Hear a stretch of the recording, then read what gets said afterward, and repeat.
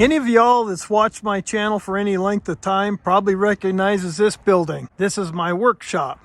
I do an awful lot of work on this redneck round table, my portable workbench. Now, I'm not a hoarder, but over the last 14 months, I've acquired a few things, and it's taken up my entire shop.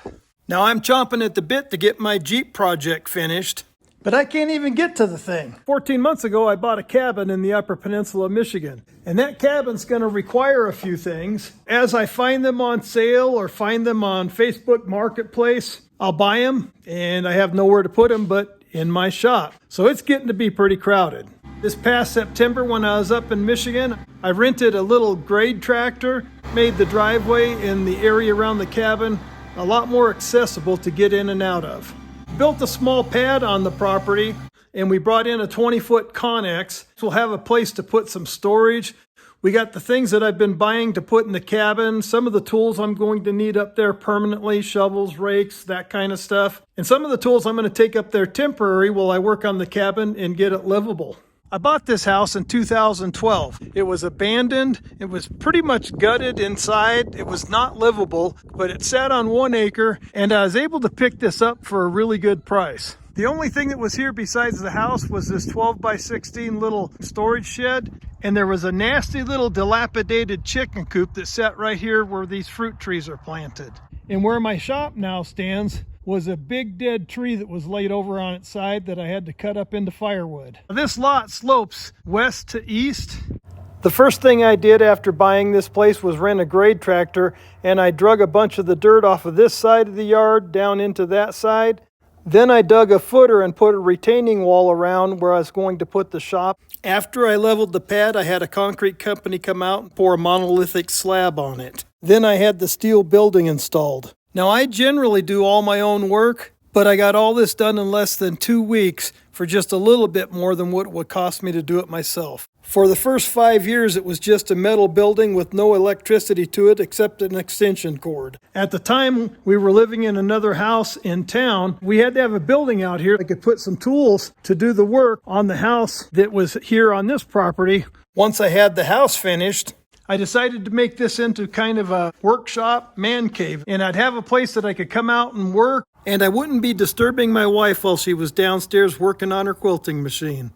My wife's got her woman cave, and I got my man cave. She's got one of these long arm computerized quilting machines, and she quilts patterns on for a lot of other ladies who do quilting also. Anyway, this is the quilting room I built for her in our basement. When I was finished with the house and the basement remodel, I came out here and started on this shop. This is a 24 by 36 steel building, and the first thing I did was put 4 by 8 sheets of 2-inch foil back insulation around the entire shop. I also put that same foam insulation in the ceiling. I did put this in foil side down just so I could have the metal look up on the ceiling. After that, I framed in all the exterior walls with 2x4 wood studs and insulated in between those with fiberglass batting.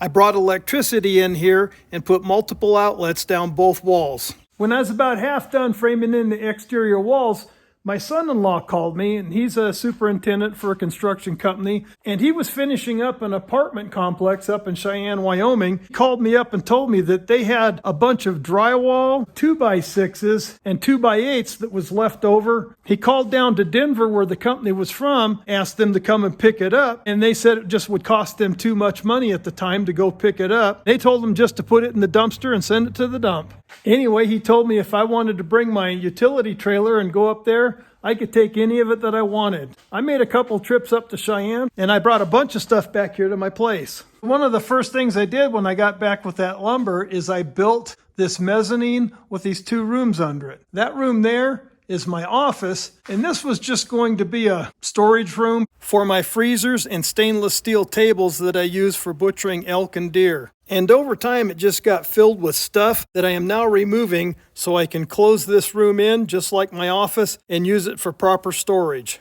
This is not a heated shop as of yet, but I do have one of those electric oil circulating heaters in my office over there. And in the winter months, I keep that around 55 degrees so things don't freeze. The problem is my office quickly became a place to keep paint and other things that you don't want freezing in the winter because it ruins. This is the office area. But look at this. I have things that I'm keeping in here that don't need to be in here. Well, they do need to be in here because I'm keeping them from freezing, but I'm going to fix that.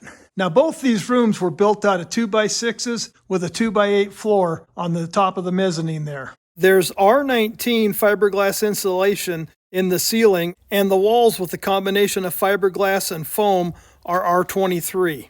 I have a few tools and things that I no longer need that I will be selling, but most of the stuff I'll be taking up to my cabin this spring and putting in the Connex, and then it'll be out of the way. What I'm going to do is put a wall in here and pretty much build it just like my office. I'm going to finish cleaning this out, get those freezers moved back, and then I'll get this wall put in.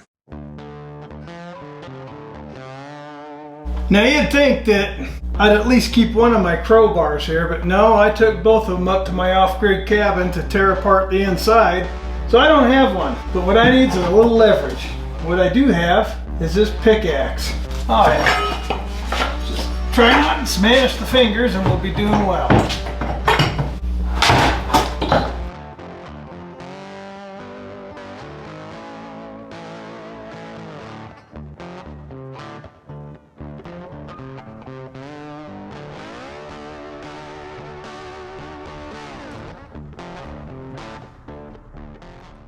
Now I could go down to the Orange Depot or the Big Blue Box and get me some 2x6s. But I still have 50 of these 2x8x12s that I got a couple of years ago for free. So I'm going to rip them down into 2x6x12s and then use them to make the wall inside the shop.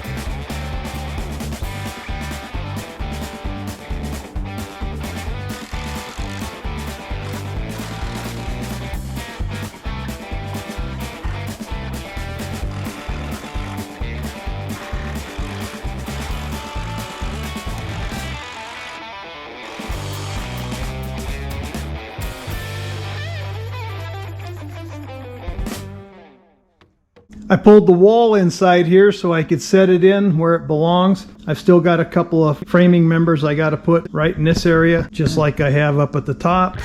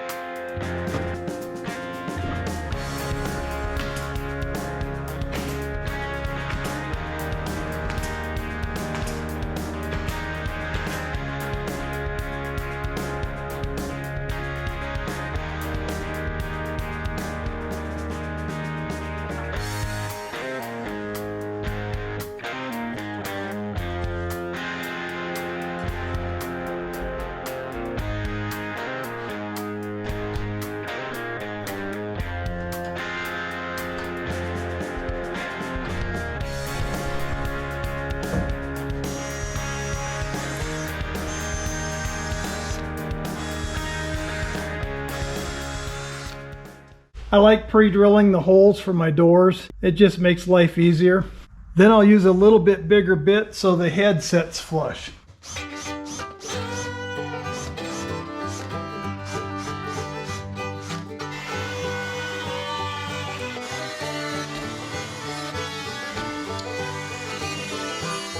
On all my doors, I like to use a one-piece striker plate, and I like to use 3.5, 4-inch screws and run it into the studs behind here. I usually double and sometimes even triple the studs in here. I do that on everything that I build. It just gives you a little bit better security.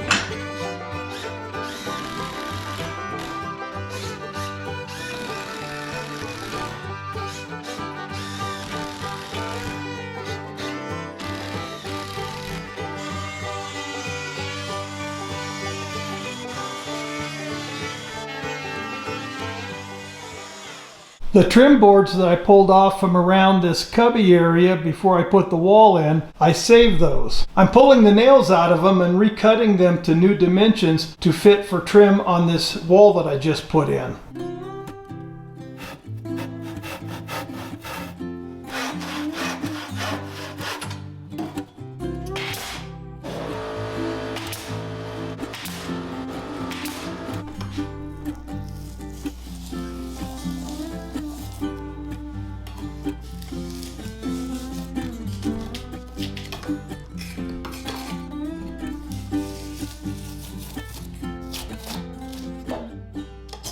I like to reuse materials if I can. This is part of the original trim that was around this opening. I went ahead and pulled all the nails out of it and then cut it down so I could fit it inside this window area. It saves time and money in the long run. You're not driving around looking for materials. All you gotta do is pull a few nails, cut it down, and it's ready to go.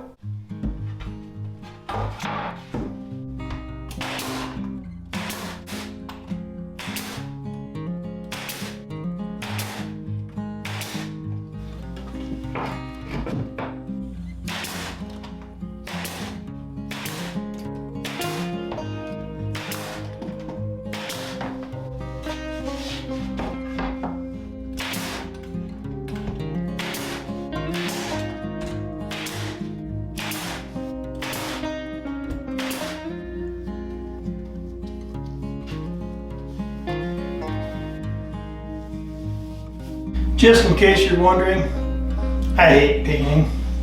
I'm not a painter. I can get it on the walls, make it look good, but I don't like painting.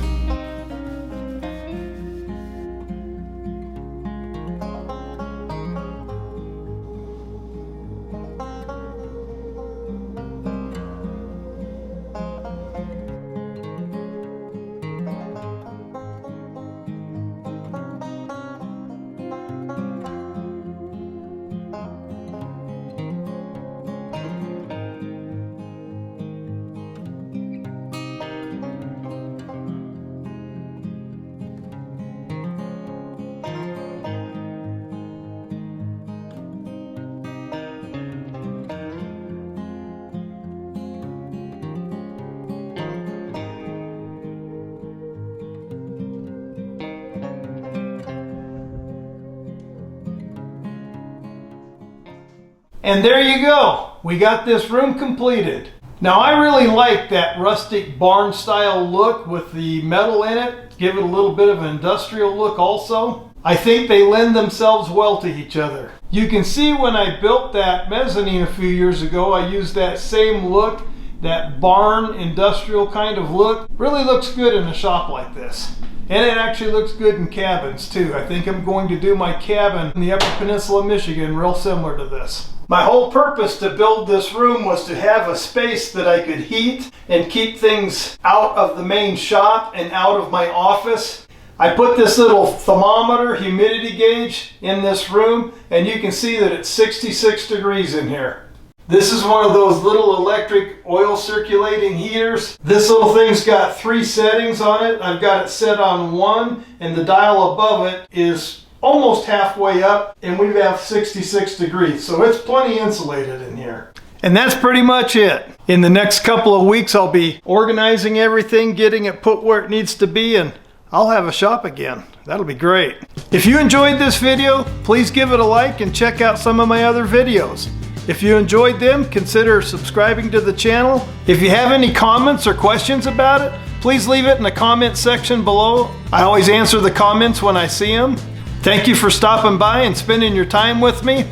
And as always, make your life an adventure. And God bless.